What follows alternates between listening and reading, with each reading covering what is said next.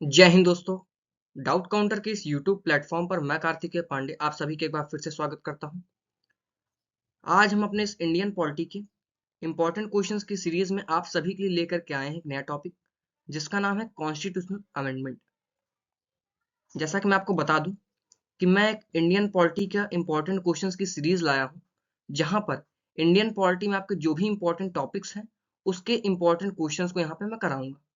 इसके पहले मैंने क्या करवाया था, इसके पहले मैंने करवाया था कि इंडियन पॉलिटी में आपके जो भी इंपॉर्टेंट आपके चैप्टर्स हैं, जो भी इंपॉर्टेंट टॉपिक्स हैं, ठीक है, उसके मैंने वन शॉट वे में सारे टॉपिक्स को कवर कराया हूँ। ठीक है, तो जिस किसी को भी इंपॉर्टेंट टॉपिक्स देखना हो वन शॉट वे में, वो हमारे इस प्लेलिस्ट पर जाके देख सकता है। ठीक है, वहां पे आप इंडियन पॉलिटी की वन शॉट सीरीज देखोगे तो आपको मिल जाएगा। ठीक है, तो आज हम क्या देखेंगे, आज हम देखेंगे कॉन्स्टिट्यूशनल अमेंडमेंट। ठीक है, ये एग्जाम के पॉइंट ऑफ व्यू काफी इंपॉर्टेंट है क्योंकि आप सभी को पता होगा कि ऐसा कोई एग्जाम नहीं, चाहे वो बैंक, रेलवे, एसएससी, चाहे जो एग्जाम हो, ठीक है, हर एग्जाम में कॉन्स्टिट्यूशनल अमेंडमेंट से क्वेश्चन जरूर पूछता है। ठीक है, तो क्वेश्चन जरूर पूछता है तो एक दो नंबर तो कम से कम अपना फिक्स ही कर लें। ठीक है, तो आपको मैं बता दूं कि मेरा नाम कार्तिकेय पांडे, आप सभी को पता ही होगा। ठीक है, तो आइए देखते हैं पहला अपना क्वेश्चन क्या है कॉन्स्टिट्यूशनल अमेंडमेंट वाले टॉपिक में। तो आपको पता होगा कि भाई कॉन्स्टिट्यूशनल अमेंडमेंट को हिंदी में क्या कहते हैं। हिंदी में इसको कहते हैं संवैधानिक संशोधन। ठीक है, अपने संविधान में अब तक काफी सारे संशोधन हो चुके हैं, टोटल 106 अमेंडमेंट हो चुके हैं। ठीक है, तो वो इंपॉर्टेंट अमेंडमेंट कौन कौन से हैं जो कि एग्जामिनेशन में आपके पूछे जाते हैं। ठीक है, तो उस पर हम देखेंगे कैसे कैसे क्वेश्चन आपके पूछे गए एग्जाम में। ठीक है, तो यहाँ पे मैं जितने क्वेश्चन कराऊंगा सारे आपके प्रीवियस ईयर होंगे। ठीक है, ऐसा नहीं कि मैं कहीं से क्वेश्चन उठा करके आपको करा दूं। ठीक है, तो आप पूरा वीडियो देखना तो आपको समझ में आएगा कि हाँ मैं क्या बता रहा हूँ। ठीक है, देखते हैं। पहला क्वेश्चन बहुत ही इंपॉर्टेंट है। ठीक है, इंपॉर्टेंट है। ठीक है, तो क्या पूछा क्या गया है, the Indian constitution can be amended under the provision of. मतलब क्या, कि जो भारतीय संविधान में किन प्रावधानों के तहत संशोधन किया जा सकता है। ठीक है, तो मैं आपको एक चीज पहले बताया था, आज फिर मैं बता दे रहा हूँ कि देखो भाई, अपने जो थ्री ब्रांचेस ऑफ गवर्नमेंट है, ठीक है, ये तो आपको पता होगा भाई, थ्री ब्रांचेस ऑफ गवर्नमेंट है। वो कौन कौन से हैं, आपका एक तो होता है एग्जीक्यूटिव ब्रांच। ठीक है, एग्जीक्यूटिव ब्रांच होता है। एक क्या होता है आपका लेजिस्लेटिव ब्रांच होता है, और तीसरा क्या होता है जुडिशियल ब्रांच होता है। ठीक है, मैंने आपको क्या बताया था कि भाई एग्जीक्यूटिव ब्रांच में भी आपका सेंट्रल लेवल, स्टेट लेवल, ये सारी चीजें तो आपको पता ही होगा। फिर लेजिस्लेटिव में भी आप देखोगे सेंट्रल लेवल पे क्या है, पार्लियामेंट है, स्टेट लेवल पे क्या है, स्टेट लेजिस्लेचर है।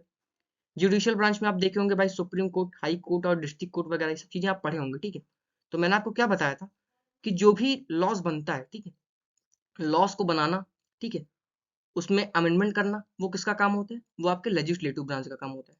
ठीक है, अगर कोई लॉ बन जाता है, उस लॉ को पूरे भारत में इंप्लीमेंट कराने का काम किसका है, एग्जीक्यूटिव ब्रांच का है। न्याय देने का काम भाई आपके जुडिशियल ब्रांच का है। ठीक है, तो ये चीज आप थोड़ा बहुत ध्यान रखना कि भाई अमेंडमेंट कौन कर सकता है, अमेंडमेंट आपका क्या, पार्लियामेंट कर सकता है। ठीक है, आपके जो लेजिस्लेटिव ब्रांच है वो अमेंडमेंट कर सकते हैं। ठीक है, अमेंडमेंट कर सकते हैं, लेकिन किस आर्टिकल के तहत वो अमेंडमेंट कर सकते हैं, संविधान के किस अनुच्छेद के तहत वो संविधान में संशोधन कर सकते हैं, इसमें ये पूछा। ठीक है, तो बताओ। हाँ, तो इसमें क्या पूछा है, भारतीय संविधान में किन प्रावधानों के तहत संशोधन किया जा सकता है, तो वो आर्टिकल 368, अनुच्छेद 368 के तहत भारतीय संविधान में वो प्रावधान दिया गया है कि आप संशोधन कर सकते हो। ठीक है, तो ये चीजें बहुत इंपॉर्टेंट है। आर्टिकल 368 के तहत आप क्या कर सकते हो, संविधान में अमेंडमेंट कर सकते हो। ठीक है, अब इधर आपको दिख रहे होंगे तीन आर्टिकल। अब अगर आपको दिख रहा है थोड़ा इसको भी देख लो क्या है ये। ठीक है, लाइन से दिया इसलिए मैं इसको बता रहा हूँ। जैसे इसमें आर्टिकल 352 दिया है, ठीक है, तो आर्टिकल 352 किसके बारे में बताता है बताओ। आर्टिकल 352 आपके नेशनल इमरजेंसी, किसके बारे में, नेशनल इमरजेंसी के बारे में। ठीक है, तीन प्रकार की इमरजेंसी है ना, ये आपका 352 नेशनल इमरजेंसी, 356 एंड 365 क्या है आपकी, ये आपकी प्रेसिडेंट रूल है। ठीक है, प्रेसिडेंट रूल। और आर्टिकल 360 क्या है, फाइनेंशियल इमरजेंसी। ठीक है, तो ये आर्टिकल आप याद रखना क्योंकि ये बहुत इंपॉर्टेंट है, इसलिए मैं आपको बता दे रहा हूँ। ठीक है, फाइनेंशियल इमरजेंसी। ठीक है, तो इस टाइप के आपके क्वेश्चन जो है आपके एग्जामिनेशन में पूछ लिए जाते हैं। ठीक है, अब चलो ठीक है, ये तुम्हें पता चल गया। अब अगला प्रश्न क्या है देख लेते हैं। अगला प्रश्न में क्या पूछा है, अ bill for amendment in Indian constitution can be presented. मतलब क्या, कि भारतीय संविधान में संशोधन हेतु विधेयक प्रस्तुति किया जा सकता है कहाँ पे, क्या केवल लोकसभा में या सिर्फ राज्यसभा में। सुप्रीम कोर्ट तो भाई करेगा नहीं। ठीक है, अमेंडमेंट वगैरह करने का काम मैंने आपको पहले बता दिया भाई कौन कर सकता है, आपके लेजिस्लेटिव ब्रांच कर सकता है, ठीक है, तो ये तो होगा नहीं। तो मैं आपको बता दूं कि मैंने आपको क्या बताया था, लेजिस्लेटिव ब्रांच करता है। लेजिस्लेटिव में कौन कौन आप कहते हैं सेंट्रल लेवल पे, आपके होते हैं लोकसभा और राज्यसभा। तो सी इज द करेक्ट ऑप्शन, ठीक है, सी इज द करेक्ट ऑप्शन। तो ये चीजें इस टाइप के आपके प्रश्न आपके जो है प्रीवियस ईयर पूछे गए, ठीक है। मैं यहाँ पे वही प्रश्न करा रहा हूँ जो आपके प्रीवियस ईयर में पूछे गए, ठीक है, क्योंकि आपको पता होगा भाई पेपर तो मैं बनाता नहीं, पेपर तो मैं बनाऊंगा नहीं, पेपर आपके आयोग वगैरह बनाएंगे। लेकिन क्या है कि प्रीवियस ईयर पेपर करने से एक फायदा हमें ये होता है कि क्वेश्चन हमेशा हर साल रिपीट करते रहते हैं, ठीक है। तभी मैं बताऊंगा कैसे रिपीट करते हैं, वो भी आप समझेंगे अभी। आगे देखते हैं। अगला प्रश्न में क्या, वही चीज फिर घुमा के पूछ लिया। देखो, इसका पूछने का तरीका थोड़ा बहुत चेंज हो सकता है, लेकिन पूछना वो चाह रहा है वही पूछेगा। जैसे उसमें क्या पूछा कि कौन अमेंडमेंट कर सकता है, ठीक है, तो वहां पे आपने भी लोकसभा देखा, राज्यसभा देखा। ये देखो आपको घुमा फिरा कर दिया कि इसको कोड में आप बताओ, ठीक है। इसमें क्या पूछा कि भारत के जो संविधान में संशोधन किसके द्वारा शुरू किया जा सकता है, तो भाई ये लोकसभा और राज्यसभा। तो 1 और 2 कहाँ पे, डी में है, तो D is the correct option, ठीक है। तो ये भी आपका क्वेश्चन पूछा गया था प्रीवियस ईयर में। आगे देखते हैं। अब देखो मैं आपको एक चीज और बता दे रहा हूँ। यहाँ पे जब मैं क्वेश्चन कराऊंगा, जहाँ पे जैसे मान लो आपका कोई अमेंडमेंट है, ठीक है, पूछ लिया, मान लो उसका आंसर 89 अमेंडमेंट है, लेकिन वहां पे आपका लाइन से दे दिया 42, ठीक है, 42 दे दिया, आपका 61 दे दिया, फर्स्ट अमेंडमेंट दे दिया, तो उस पर भी थोड़े बहुत हम बातें कर लेंगे, ठीक है। उससे क्या होगा कि मान लो कहीं ना कहीं से तो पूछ ही लेगा, क्योंकि वो सारे इंपॉर्टेंट जो यहाँ पे मैं बता रहा हूँ, जो भी इंपॉर्टेंट आपके अमेंडमेंट होंगे उस पर मैं यहाँ पे बातें करूंगा, ठीक है। आगे देखते हैं। इसमें क्या पूछ लिया है, the first constitutional amendment bill passed in 1951 was related to. तो आपको पता होगा कि 1991 में जो पारित प्रथम संशोधन संविधान संशोधन विधेयक किससे संबंधित था। तो फर्स्ट जो आपका कॉन्स्टिट्यूशन अमेंडमेंट था जो कि 1951 में, वो आपका लैंड रिफॉर्म्स था। किससे था, लैंड रिफॉर्म से था, कृषि सुधार, ठीक है। तो D C is the correct option, protection of agrarian reform in certain state. यहाँ पे आपने देखा होगा कि एबोलिशन ऑफ क्या कहते जमींदारी सिस्टम ना। तो ये चीजें आपको पता होगी। यहाँ पे भाई मैं सारे चीजों को एकदम डिटेल में नहीं बताऊंगा, क्योंकि डिटेल में मैंने बता रखा है, ठीक है। यहाँ पे फिर से वही चीज मैं अगर बताने लगूंगा तो कोई मतलब होगा नहीं, वीडियो काफी लेंदी हो जाएगा, ठीक है। मेरा मतलब क्या है, मेरा काम ये है कि मैं एक वीडियो में 20-25 मिनट के अंदर सारे जो भी इंपॉर्टेंट आपके क्वेश्चंस हैं उस पर मैं बातें कर लूँ, ठीक है। डिटेल में बात करने का कोई मतलब है नहीं, क्योंकि आप सभी लोग पढ़ के आए हो, पहली बात तो, ठीक है, सभी लोग पढ़ के आए हो। तो यहाँ पे अगर आप सिर्फ क्वेश्चन का देखना चाहते हो पैटर्न कैसे पूछता है, ठीक है। आगे देखते हैं अपने अगले प्रश्न की तरफ। अगर भाई देखो वीडियो अच्छा लगा हो तो प्लीज आप लाइक करना, अभी मत करना, लेकिन पूरा वीडियो देखने के बाद तो जरूर कर देना, ठीक है, अगर अच्छा लगेगा तो, ठीक है। आगे देखते हैं। अगला इसमें प्रश्न क्या पूछ लिया है, the 9th schedule to the Indian constitution was added by. चलो भैया, पहली बात तो ये कॉन्स्टिट्यूशन के अमेंडमेंट से पूछ रहा था, ठीक है। देखिए इसमें भाई शेड्यूल भी पूछ लिया, शेड्यूल आपको पता होगा तभी तो आप कर पाओगे ना। शेड्यूल अगर आपको पता होगा तभी तो आप कर पाओगे। चलो ठीक है, 9 शेड्यूल अब है क्या, बताओ 9 शेड्यूल है क्या, पता है आपको, आपको तो पता है लेकिन आपको नहीं पता है, ठीक है। इसमें बहुत लोग होंगे जिसको पता है, किसी को नहीं पता होगा, ठीक है। तो मैं आपको बता दूं कि अप, अपने कॉन्स्टिट्यूशन में कितने शेड्यूल हैं, ठीक। अब इसको याद करने का तरीका क्या है, tears of old PM, T E A R S, tears of O L D, old PM. 12 schedule हो गए कि नहीं, गिन लो, 1 2 3 4 5 6 7 8 9 10 11 12। पी और एम क्या है, ये आपके पंचायती राज म्यूनसिपालिटी, टेरिटरी, इमोल्यूमेंट, अफॉर्मेशन, ये सब चीजें आपको पता है ना, तो ठीक है, पता है तो ठीक है। अब इसमें गिन लो 9 नंबर क्या है, 1 2 3 4 5 6 7 8 9। 9 नंबर क्या है, एल। एल मतलब क्या, लैंड रिफॉर्म्स। तो 9वीं सूची लैंड रिफॉर्म्स। तो ये किस संवैधानिक संशोधन द्वारा ऐड किया गया था, तो ये फर्स्ट था, मैंने आपको पहले बता दिया हुआ है, फर्स्ट कॉन्स्टिट्यूशन अमेंडमेंट के द्वारा। ये चीजें मैंने देखो, क्वेश्चन वही चीज है, पूछ वही चीज रहा है, लेकिन इसको घुमा फिरा के पूछ लिया, ठीक है। पूछना उसको वही था, तो घुमा फिरा के पूछ दिया, ठीक है। तो इस टाइप के क्वेश्चंस आपके आते हैं, इसको आपको याद रखना है, ठीक है। अगले प्रश्न की तरफ देखते हैं। अगला प्रश्न में क्या पूछा है, बहुत ही शानदार क्वेश्चन पूछा है। इसमें ये पूछा है, GST was introduce as dash amendment, मतलब जीएसटी को डैश संशोधन अधिनियम के रूप में पेश किया गया था, वो कौन सा अमेंडमेंट था। क्या वो 100 था कि 101 था कि 102 था कि 103 था? तो मैं आपको बता दूं आपकी जानकारी के लिए, अगर आपको पता है तो ठीक है, नहीं पता है तो मैं बता दूं कि जीएसटी को क्या किया गया था, 101वां संविधान संशोधन अधिनियम के रूप में पेश किया गया। तो 101 इज द राइट ऑप्शन। ठीक है, अब इसमें ये देखो, ये दो बहुत इंपॉर्टेंट है, इसको भी थोड़ा बहुत आप याद रखना। 102 और 103 अमेंडमेंट कौन सा था? 102 आपका क्या है? National commission for backward classes. National commission for backward classes, इसके फंक्शंस, इसके सारी चीजों को मैंने आपके बताया हुआ था। ठीक है, इसके सारे मैंने पावर्स, फंक्शन, सब चीजें मैंने बताया था। ठीक है, इसका एम क्या होता है। ठीक है, ये जब मैं आपको बताया था national commission for SC ST and BC वगैरह में बता रहा था ना, तो वहां पे मैंने इसके बारे में बात किया हुआ है। ठीक है, तो यहाँ पे मैं बातें करूंगा नहीं, बस आपको मैं बता देता हूँ कि 102 ये। ठीक है, 103 आप में से काफी लोग होंगे जो कि 10% आरक्षण ले रहे होंगे ईडब्ल्यूएस सर्टिफिकेट बनवा के। तो जो 10% आप आरक्षण लेते हो ना, वो यही है 103rd constitutional amendment. Are you getting my points की नहीं? जो चीजें मैं आपको बता रहा हूँ एकदम सिंपल वे में बता रहा हूँ। ठीक है, ज्यादा इसमें मैं बढ़ा चढ़ा के बताने से कोई मतलब है नहीं। ठीक है, उससे होगा क्या कि चलो ठीक है, मैं एकदम फ्लुएंसी एकदम इंग्लिश में अगर बता दिया, उससे आपको तो लगे कि भाई कि इनको तो बहुत नॉलेज है, लेकिन आपको नॉलेज हुआ नहीं हुआ ना। तो आपको जिस तरीके से समझ में आता है, मैं उस तरीके से आपको बताने की कोशिश करता हूँ कि इससे क्या होगा कि सिंपल वे में मुझे भी समझ में आया था, तो सिंपल वे में आपको भी मैं समझाने की कोशिश करता हूँ। ठीक है, तो मेरा मतलब यही है, मेरा काम। ठीक है, अगले प्रश्न की तरफ देखते हैं। अब अगला प्रश्न इसमें पूछा क्या गया है? अगला प्रश्न इसमें पूछा गया है, by which one of the following constitutional amendment Delhi became the national capital region, NCR. आप सभी को पता होगा एनसीआर।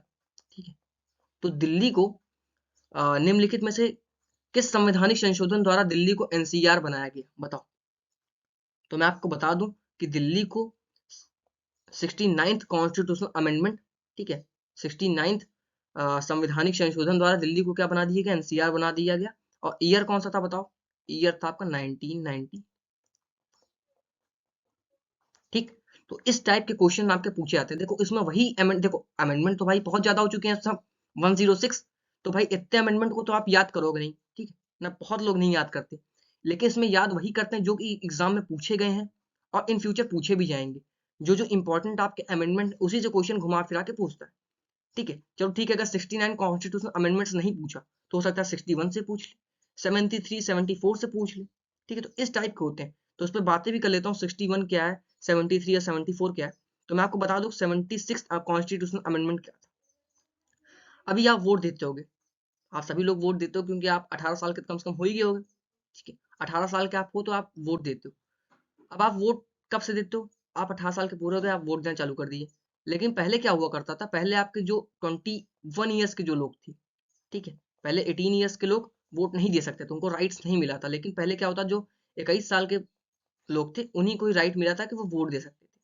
ठीक है, लेकिन इसको, इस एज को कम करके 18 साल कर दिया गया कि भैया लोग 21 साल वाले ही नहीं, अब 18 साल की उम्र होने के बाद भी आप वोट दे सकते हो।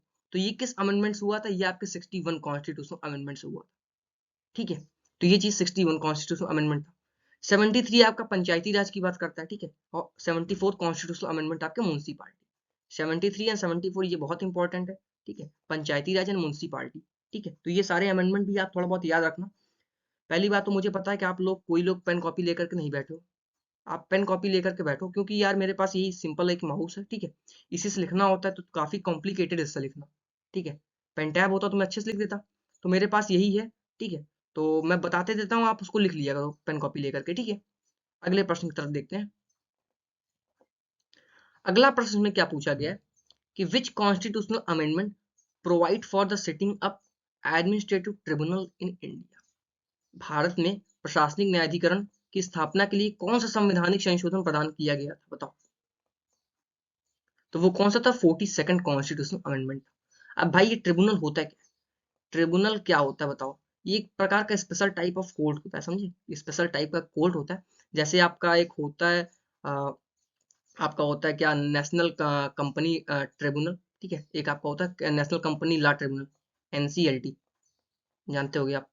नहीं जानते हो? ठीक है, समझ लो कि इसमें क्या होता है, जो कंपनी वगैरह को जो केसेस वगैरह होते हैं यहाँ पे देख लिए जाते हैं। ठीक है, तो इसके बारे में आप पढ़ोगे तो आपको समझ में आएगा ट्रिब्यूनल्स होता क्या है। मैंने इसको वन शॉट वाले में बताया भी है। ठीक है, तो इसको थोड़ा पढ़ लेना। ठीक है, अब चलो ठीक है, 24, 103 एंड 102। अब ये भी अमेंडमेंट दिख रहा है, ठीक है, जैसे मैंने इसको सारे बता दिए, सारे पॉइंट्स को मैंने बता दिया। अब वैसे इसको भी याद कर लो भाई। 24 कॉन्स्टिट्यूशनल अमेंडमेंट क्या है, ये बताओ क्या होता है? 24th कॉन्स्टिट्यूशनल अमेंडमेंट है क्या? Power of parliament to amend any part of the constitution. Parliament empower करता है क्या, कि देखो जो पार्लियामेंट है 24th कॉन्स्टिट्यूशनल अमेंडमेंट से उसको इंपावर्स किया गया कि उस संविधान के किसी की भाग को भी संशोधन कर सकता है, इंक्लूडिंग फंडामेंटल राइट्स। ठीक है, ये चीज आपको पता होगा। 24th कॉन्स्टिट्यूशनल अमेंडमेंट क्या हुआ था कि parliament empowers the to amend any part of the constitution including fundamental rights. ठीक है, 103 पता है, 10% EWS पता है ना ये। 102 मैंने आपको बता दिया, NC, national council of backward classes. ठीक है, ये सब चीजें भी आप थोड़ा बहुत याद रख लेना। और मैं आपको चीजों बता दूं कि 42nd कॉन्स्टिट्यूशनल अमेंडमेंट से और क्या लिया गया था भाई, जो आपका सोशलिस्ट, सेकुलर और इंटीग्रिटी वर्ड था, इसको भी क्या कर दिया गया था, ऐड कर लिया गया था अपने प्रियम्बल में। ठीक है, सोशलिस्ट, सेकुलर, पहले क्या होता था, यूनिटी ऑफ नेशन था प्रियम्बल में। आप देखोगे प्रियम्बल जो टॉपिक में वन शॉट पढ़ाया था, वहां पे मैंने क्या बताया था कि प्रियम्बल पहले क्या था, यूनिटी ऑफ नेशन था। तो उस यूनिटी ऑफ नेशन को हटा करके unity and integrity of nation कर दिया गया। तो ये तीन वर्ड को भी ऐड कर लिया गया था। तो भाई 42वें संविधान संशोधन काफी काम हुआ है। ठीक है, ये सब चीजें इंपॉर्टेंट है। 61 मैंने आपको बताया, 69, 73, 74, 24 बता ही दिया, 103, 42, 102। तो ये सब सारी चीजें देखो सिंगल वीडियो में आपको पहली बात तो आपको पता चल गया कि भाई क्वेश्चन पूछने का लेवल क्या है, और साथ ही साथ आपको सारे अमेंडमेंट भी एक प्रकार से रिवाइज होते हुए। ठीक है, और बहुत ही जल्दी मैंने वन शॉट वे में सारे टॉपिक्स को कवर करा है अपने इसी यूट्यूब चैनल डाउट काउंटर पर। ठीक है, जियोग्राफी वाली मैम भी आपको वन शॉट वे में सारी पढ़ाई हुई है। थोड़ा बहुत सहयोग करो आप, तुम अच्छे अच्छे बेस्ट फैकल्टी आपको लाऊंगा यहाँ पे, वो अपना 100% यहाँ पे देंगे। ठीक है, बाकी मैं भी यहाँ पे पॉलिटिकल साइंस पढ़ाता हूँ, आप सभी को पता होगा। मैं बहुत जल्दी ये क्या कहते हैं सोच रहा हूँ कि इंडियन पॉलिटी का 3 से 4 घंटे के अंदर सारे इंपॉर्टेंट पॉइंट्स को खत्म करने का। ठीक है, वैसे आप कहीं भी देखोगे तो आपको 11-12 घंटे में आपको मिलेगा। ठीक है, अब ऐसा तो मैं नहीं कह रहा हूँ कि भाई 11-12 घंटे वाला बेकार है, मैं बहुत सही बताऊंगा जिसे 3-4 घंटे। भाई 11-12 घंटे में वो डिटेल में पढ़ोगे, 3-4 घंटे में आपको बेसिक, जैसे आप लूसेंट वगैरह पढ़ते हो, लूसेंट वगैरह आप पढ़ते हो तो आपको लूसेंट वगैरह थोड़ा कम समझ में आता है अगर आप स्टार्टिंग में पढ़ोगे। ठीक है, तो क्या है कि अगर 3-4 घंटे वाली मैं इसमें पढ़ा दूंगा तो उससे क्या होगा, आपको एक बार समझ में आ जाएगा। समझ आने के बाद क्या करोगे आप, जब आप खुद से लूसेंट पढ़ोगे ना तो आपको समझ में आएगा लाइन बाय लाइन। ठीक है, तो मैं एक अभी काम चल रहा है उस पर, बहुत जल्दी उस पर मैं काम करने वाला हूँ। ठीक है, आपका सहयोग बस बना रहे, आप प्लीज लाइक वगैरह करते नहीं हो यार। ठीक है, थोड़ा बहुत कर लिया करो अपने समझ के। ठीक है, आगे देखते हैं अपने अगले प्रश्न की तरफ।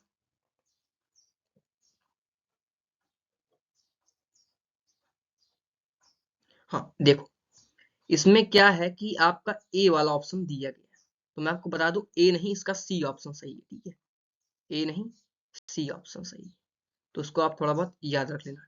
ठीक है, आगे देखते हैं। अगला प्रश्न क्या पूछा गया है कि निम्नलिखित में से कौन सा संवैधानिक संशोधन ने पहली बार संविधान में दल बदल विरोधी प्रावधान किया था? तो सबको पता है भाई, 52 कॉन्स्टिट्यूशनल अमेंडमेंट एक्ट। ठीक है, ये बहुत ज्यादा इंपॉर्टेंट है, इसको आप एक बार देख लेना। ठीक है, अगले प्रश्न की तरफ आते हैं। तो अगला प्रश्न क्या पूछा गया, which one of the following amendment to the constitution is related to the lowering of the age of voters. इसमें क्या है कि संविधान में निम्नलिखित में से कौन सा संशोधन मतदाताओं का, देखो वही चीज में जो मैंने आपको पहले बताया था ना, वही प्रश्न में पूछ लिया कि मतदाताओं की आयु कम करने से संबंधित है वो कौन सा संशोधन था, बताओ। वो 61 कॉन्स्टिट्यूशनल अमेंडमेंट था, सही कि नहीं? तो ये चीजें 24 मैंने आपको बता ही दिया कि भाई, 42 बता ही दिया हूँ, 101 भी आपको पता है। ये चीजें जो चीज मैं बता दिया हूँ बस, को फिर से बताने का कोई मतलब तो है नहीं, क्योंकि वीडियो काफी लेंदी हो जाएगा। मस्त, बहुत लोग क्या करते हैं, बुराई नहीं करना चाहता, लेकिन है कि बहुत लोग क्या करते हैं कि भाई फिर से बता दिए। बताने से एक फायदा भी है, ऐसा नहीं फायदा नहीं, फायदा है कि भाई आपको फिर से एक बार रिकॉल कर लोगे, लेकिन क्या है कि वीडियो में लेंदी नहीं करना चाह रहा हूँ। ठीक है, मैं सोच रहा हूँ कि आपका समय बहुत ही प्रीशियस टाइम है। ठीक है, तो उस समय को अगर आप इस वन शॉट कह रहा हूँ, इंपॉर्टेंट क्वेश्चन देख रहे हो तो सिर्फ इंपॉर्टेंट क्वेश्चन ही देखो। ठीक है, बाकी डिटेल में तो मैंने बात किया ही हुआ है। ठीक है, अगले प्रश्न की तरफ देखते हैं। अगला प्रश्न में क्या पूछा गया है। अगला प्रश्न पूछ लिया गया है कि भाई विच amendment to the Constitution inserted a new Article 21A in the Constitution providing right to education। ठीक है, संविधान के किस संशोधन ने शिक्षा का किसका बात किया, शिक्षा का अधिकार प्रदान करते हुए संविधान में एक नया अनुच्छेद जोड़ दिया जिसको कहते हैं आर्टिकल 21A। आर्टिकल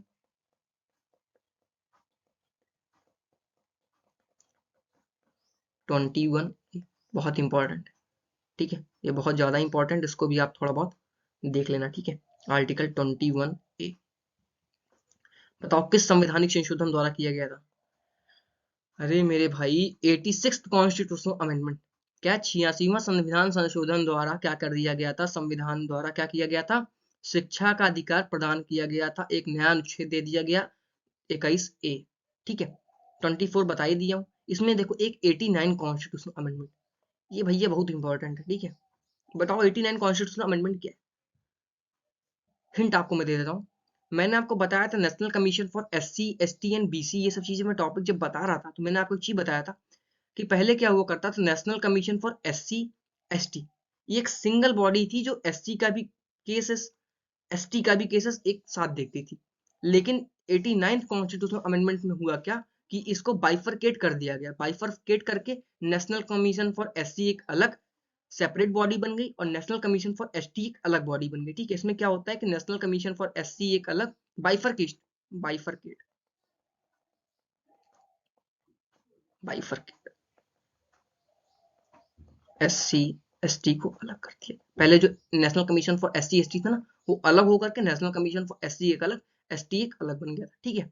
अगले देखते हैं, अगला प्रश्न अपना, अगला प्रश्न देखो वही चीज पूछ लिया है कि which constitutional amendment bifurcated the combined national commission for SC and ST into two separate body. बताओ क्या है, किस संवैधानिक संशोधन ने अनुसूचित जाति और अनुसूचित जनजाति के लिए संयुक्त राष्ट्रीय आयोग के दो अलग निकायों में विभाजित कर दिया गया था। तो मैंने आपको बता ही दिया कि वो कौन सा है, 89th कॉन्स्टिट्यूशनल अमेंडमेंट है, ठीक है। अगले प्रश्न की तरफ आते हैं। हाँ, इसमें देखो एक 44th है, ये भैया बहुत इंपॉर्टेंट है।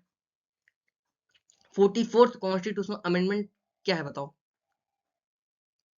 मैं आपको बताता हूँ। पहले क्या होता था, पहले 7 फंडामेंटल राइट्स आपको पता होगा,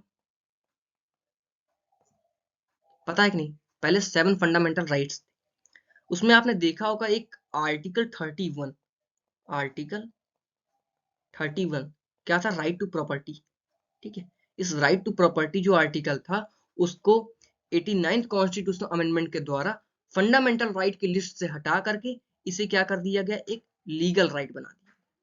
क्या बना दिया गया, लीगल राइट बना दिया गया। और आर्टिकल दे दिया गया, क्या बताओ, आर्टिकल दे दिया गया,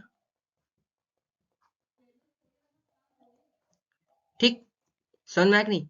ये सब चीजें मैंने आपको बताया हुआ है, ठीक है, ये सब चीजें मैंने आपको डिटेल में पढ़ी है, एकदम वन शॉट तरीके में मैंने आपको सारी चीजें को एकदम क्लियर कराया हूँ।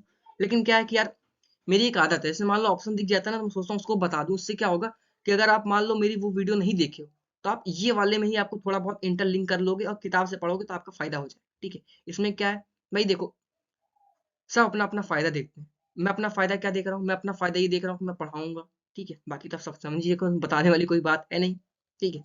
आप अपना फायदा क्या देखते हो कि भाई मैं सिंगल वीडियो मुझे सारी चीजें मिल जाए, ठीक है, सब अपना अपना फायदा देखते हैं, इसमें कोई ऐसा नहीं है कि वो आपका फायदा देख करके काम करे। देखो अगर मैं आपका फायदा सोच रहा हूँ तो उसमें साथ साथ मेरा फायदा होगा तभी तो मैं करूंगा। जैसे मान लो अभी मैं आप काफी लोगों को शिकायत होगी मैं काफी दिन से गायब था, जैसे 10-15 दिन, सॉरी हाँ 10-15 दिन से, 10-15 दिन से एक को वीडियो नहीं डाल पाया था, ठीक है, एक को वीडियोस नहीं डाल पाया, मैं एक काम में व्यस्त हो गया था। फिर मैं सोचा कि यार क्या बना के दूं जो कि आपको इंपॉर्टेंट हो। अब ऐसा तो नहीं मैं कोई भी चीज यहाँ PPT में दिया और 1 घंटा बाँच दिया, देखो 24 मिनट हो चुका है, ठीक है। आप 24 मिनट में आपको कोई फायदा हो तभी तो आप देखोगे, ठीक है। इसीलिए मैं थोड़ा बहुत व्यस्त था इसलिए नहीं बना पाया, लेकिन अब क्या है कि मैं कोशिश करूंगा कि रेगुलर 1 या 2 दिन में तो कम से कम तैयार ही कर दूं, ठीक है। अगला प्रश्न अपना देखते हैं क्या है। अगला प्रश्न पूछा गया है कि 74वां संविधान संशोधन 74th constitutional amendment act give constitution recognition to municipality adding by, ठीक है। 74वें संविधान संशोधन अधिनियम ने कौन से भाग को जोड़कर नगर पालिकाओं का संवैधानिक मान्यता दी थी बताओ।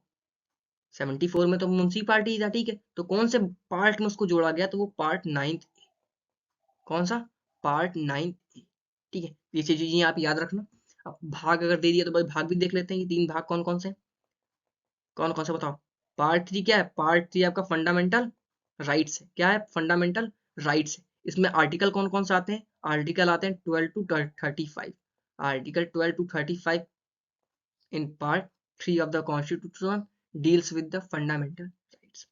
पार्ट 4 में क्या आते हैं, पार्ट 4 में आपके आते हैं directive principle of state policy, DPSP, DYSP नहीं, deputy superintendent of police, DYSP नहीं, डीपीएसपी। इसमें आप सभी को पता होगा ना, राज्य के नीति निर्देशक तत्व, ठीक है। इसमें आर्टिकल कौन कौन से आते हैं, आर्टिकल 36 टू 51। ये सब चीजों पे मैं डिटेल में अच्छे तरीके से बात करूंगा, ठीक है। अब इसके बाद जो है ना, इसके बाद मैं फंडामेंटल राइट्स की इंपॉर्टेंट क्वेश्चन की सीरीज लाऊंगा, कराऊंगा, फिर डीपीएसपी, और फिर पार्ट 4 क्या है, पार्ट 4 आपका है क्या, फंडामेंटल ड्यूटीज, फंडामेंटल ड्यूटीज में आर्टिकल कौन सी, 51, मौलिक कर्तव्य, ठीक है। इस पे भी इंपॉर्टेंट क्वेश्चन जो जो होते हैं उसको मैं कराऊंगा, ठीक है। समझ में आ गया कि नहीं। अगले प्रश्न की तरफ देखते हैं, अगला प्रश्न क्या पूछा गया है। अगला प्रश्न में ये पूछा है, the fundamental duties of citizen were added to the constitution of India by the, नागरिकों को जो मौलिक कर्तव्यों को भारतीय संविधान में 42वें संविधान द्वारा जोड़ा गया था, ठीक है। तो ये सी इज द करेक्ट ऑप्शन, ठीक है। आगे देखते हैं, अगला प्रश्न क्या पूछा है, बहुत ही शानदार प्रश्न है, ठीक है। और लास्ट प्रश्न ये भी है, ठीक है। लास्ट प्रश्न में क्या, क्योंकि 26 मिनट हो गया है, बहुत ज्यादा हो जाए कोई मतलब है नहीं। इंपॉर्टेंट देखो क्या है, इंपॉर्टेंट ऐसा नहीं कि मैं 1000 क्वेश्चन करा दूं। इंपॉर्टेंट ये है कि भाई जो मैंने अमेंडमेंट पे बात किया हूँ जो डिटेल में, उसी से घुमा फिरा के प्रश्न पूछेगा, चाहे 42वां पूछे, चाहे 36वां पूछे, चाहे पहला पूछे, चाहे 103 पूछे, 102 पूछे। बात तो कर ही लियो, बात इसमें हो ही गई, समझ में भी आ गया आपको, इसी टाइप से क्वेश्चन पूछा जाएगा। अब ये इसमें एक इंपॉर्टेंट क्वेश्चन था, इसको मैं बता दूं कि in which amendment to the constitution were Bodo, Dongri, Santhal and Maithili added to the list of the recognised language. मतलब क्या, भारत संविधान के किस संशोधन में बोडो, डोगरी, संस्थन और संथल और मैथिली को मान्यता प्राप्त भाषाओं की सूची में जोड़ा गया, किस संवैधानिक संशोधन द्वारा, तो वो 92 कॉन्स्टिट्यूशनल अमेंडमेंट एक्ट 2003। तो ये क्वेश्चन आपका पूछा गया था कई बार, ठीक है। इसको याद रख लेना, कंठस्थ कर लो। ये जो 3 भाषाएं, 1 2 3 4 भाषाएं है ना, इसको जो है मान्यता प्राप्त भाषाओं की सूची में जोड़ा गया था, किसके द्वारा, 93rd कॉन्स्टिट्यूशनल अमेंडमेंट एक्ट के द्वारा। ये पता ही है, मैंने आपको बता ही दिया, 103 बता ही दिया, मजा ले रहे हो। जीएसटी वेस्टी वाला काम जो कर रहे हो अपना है यही है। तो सब चीजें मैंने आपको सारी चीजें बता दिया हूँ, ठीक है। इसमें इसी टाइप के क्वेश्चन पूछे जाते हैं, ज्यादा इसमें कोई घुमा फिरा के नहीं, सिंपल ऐसा पूछा था, 1 2 नंबर कम से कम के पक्के हो ही जाएंगे, ठीक है। वीडियो अच्छी लगी हो तो आप लाइक जरूर करना, क्योंकि आपका लाइक हमारा एक मोटिवेशन का सोर्स है। अभी कोई इनकम इनकम तो है नहीं, एक ये लाइक देख के हम लोग मजे लेते हैं अपना, ठीक है। चलो ठीक है, छोटा भाई बड़ा भाई समझ के भाई लाइक कर देना, ठीक है। वीडियो अच्छी लगी हो तो कमेंट भी कर देना, अच्छा लगा कि नहीं अच्छा लगा, थोड़ा बहुत अपने ऊपर और इम्प्रूवमेंट कर लेंगे, ठीक है। थैंक यू वाला चक्र भी नाच चुका है, थैंक यू सो मच इतनी देर झेलने के लिए मुझे।